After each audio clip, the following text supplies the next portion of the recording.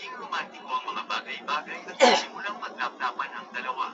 Gayunpaman, nang malaman ni Sophie na siya ay isang bigat, sinadya niyang kagatin ang kanyang dila na naging sanhi ng pagdugo nito. Pagkatapos ay inanyayahan niya ito sa loob upang gamutin ang kanyang sugat, kung saan sumang-ayon naman ang habang